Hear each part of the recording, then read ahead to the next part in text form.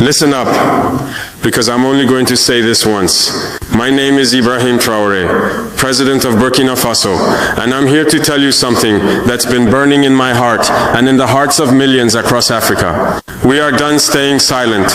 We are done bowing down. We are done letting foreign powers treat our continent like their playground. A few days ago, a message came out. Words, they say, came from Benjamin Netanyahu, the Prime Minister of Israel. They claim he warned African leaders to stay in line or face consequences. Whether he said it or not, I don't care. The message was loud and it was clear. Some people still think they can threaten us, scare us and control us. Well, I've got a message of my own and I'm speaking it loud and clear, not just to Netanyahu, but to anyone who thinks Africa is theirs to bully. We are not your colony. We are not your pawns. We are sovereign and we will fight for our freedom with everything we've got. Let me take you back to that moment in Ouagadougou, our capital.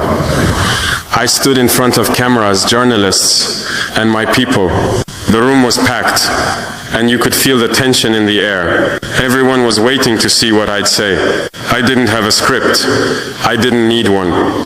When you're speaking the truth, the words come straight from the heart. I looked into the camera, and I spoke directly to Netanyahu. I said, we are no longer colonies. We are sovereign nations. If any foreign leader thinks they can threaten Africa into submission, they are gravely mistaken. The room went quiet. You could hear the weight of those words settle over everyone. But I wasn't done. I leaned forward and said, let me make this crystal clear to you, Mr. Netanyahu. Burkina Faso does not answer to Tel Aviv. We don't answer to Washington. We don't answer to any force that thinks it can buy us or bomb us into doing what they want. I meant every word. This wasn't just about Israel. This was about every nation that's ever tried to control Africa, exploit our resources or silence our people. I ended with a warning. If you come for one of us, you come for all of us. Africa is not yours to threaten. You might be wondering why I chose to speak out like that. Why not stay quiet like so many leaders before me? Why not send a polite letter or make a phone call behind closed doors? Because that's not who I am. That's not what Burkina Faso stands for anymore. And that's not what Africa needs. For too long, our continent has been treated like a place where powerful countries can do whatever they want. They've taken our gold, our diamonds, our oil. They've drawn lines on our maps, split our people apart, and told us how to live. Even after we fought for independence, they kept meddling, using money, threats, or soldiers to keep us in line. I'm done with that. My people are done with that. Africa is done with that. When I heard about Netanyahu's so-called warning, it wasn't just an insult to me or Burkina Faso, it was an insult to every African who's ever dreamed of a free, proud, and united continent. I couldn't stay silent. Silence is what they expect from us. They expect us to be afraid, to bow our heads, to say, yes, sir. But I'm not that kind of leader. I'm here to fight for my people, for our dignity and for our future. And I know I'm not alone. After I spoke, something incredible happened. My words didn't just stay in that room in Ouagadougou. They spread like wildfire. People started sharing the video of my speech on X, Telegram, WhatsApp, everywhere. Within hours, millions of people had seen it. Not just in Burkina Faso, but across Africa and beyond. Young people in Mali, farmers in Niger, students in Guinea, activists in South Africa. They all heard my voice and they felt it. They weren't just listening to me, they were hearing their own hopes, their own anger, their own dreams. In Mali, my brother Colonel Assimi Goïta shared the clip on social media. In Guinea, Mamadi Doumbouya stood up and said he's with me. Across Telegram groups, people started using hashtags like Africa will not bow and we stand with Traore. Those words weren't just slogans, they were a battle cry. They were a sign that Africa is waking up. We're not just a bunch of countries anymore. We're a family, and when one of us is threatened, we all stand together. Let me tell you what sovereignty means to me. It's not just a fancy word you find in books. It's the right to make our own choices. It's the right to say who comes into our land, who takes our resources, and who we work with. It's the right to stand tall and say, this is our home, and we decide what happens here. For too long, foreign powers have treated Africa like a chessboard. They move their pieces, soldiers, money, companies, and expect us to sit quietly while they play their game. Not anymore. anymore. In Burkina Faso, we're taking back control. We're saying no to foreign bases on our soil. We're saying no to deals that leave our people poor while others get rich. We're saying no to threats that try to scare us into submission. And we're not alone. Across the Sahel, Burkina Faso, Mali, Niger, we're building an alliance. We call it the Sahel Alliance, and it's about standing together, protecting each other, and building a future where Africa calls the shots. You might be thinking, haven't African leaders said things like this before? Sure, some have, but this moment feels different. Why? Because the world is changing and Africa is changing with it. For years we've been told to wait our turn, to follow the rules set by others. But now we're writing our own rules. France used to have a tight grip on countries like mine. They had military bases, controlled our economies, and acted like they owned us. But we pushed them out. Mali did it. Niger did it. Burkina Faso did it. And we're not stopping there. When I spoke out against Netanyahu, I wasn't just talking about one man or one country. I was talking to every nation that's ever looked at Africa and seen a place to exploit. I was talking to the leaders who think they can scare us with sanctions, bombs, or angry words. I was telling them that Africa is rising and we're not afraid anymore. My speech wasn't reckless, it was necessary. It was a reminder to the world that we're not just here to survive, we're here to thrive, to build, to lead. You know what's interesting? After I spoke, Israel's government didn't say a word. No response, no statement, nothing.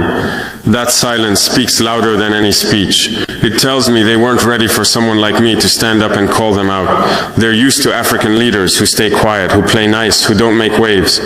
But I'm not here to play nice. I'm here to tell the truth, no matter who it makes uncomfortable. The Western media, they barely touched the story. They didn't want to give it airtime because it doesn't fit their narrative. They want to keep painting Africa as a place that's weak, divided, and dependent. But we're changing that narrative. Every time someone shares my speech, every time a hashtag trends, every time another African leader stands with me, we're rewriting the story of our continent. We're showing the world who we really are. I didn't set out to become a symbol. I'm just a man from Burkina Faso, fighting for my people. But when I look at the messages pouring in from young people, from elders, from mothers and fathers across Africa, I realize this is bigger than me. People are calling me a voice for the continent, a symbol of defiance. They see me standing up to a powerful leader like Netanyahu, and it gives them hope. It reminds them that we don't have to live in fear. I'm not doing this for fame or attention. I'm doing it because I believe in Africa. Welcome to the Real African Voice, the platform where Africa speaks for itself. Here, we bring you raw stories, real conversations, and unapologetic truths straight from the heart of the continent and its diaspora. Whether it's culture, history, current affairs, or everyday life, this is where truth echoes louder than noise. Real talk, real people, real Africa, one continent, a million stories, one voice that speaks them all. Make sure to subscribe, tap the notification bell, and stick around because this is just the beginning. New videos, real talk, and the Real African Voice every week. Let's grow together. Disclaimer: everything shared on the Real African Voice is based on personal opinions, cultural insights, and real experiences. We're here to inform, inspire, and spark real conversations, not to offend or push any agenda. If you vibe with raw, authentic African stories and bold discussions, hit that subscribe button, turn on notifications, and stay tuned for more powerful updates. Respect is key here, so let's keep it real, keep it respectful, and keep learning together. I believe in our strength, our history, our future. I believe in the dreams of our ancestors who fought for freedom. I believe in the young people who are ready to build a new Africa, one where we don't beg for scraps, but sit at the table as equals. Let me tell you about the Sahel Alliance, because this is where the future starts. Burkina Faso, Mali, Niger, we're coming together, not just as neighbors, but as brothers. We're building a partnership that says, if you attack one of us, you attack all of us. We're sharing resources, sharing ideas, sharing strength. We're showing the world that Africa can stand on its own 2 feet.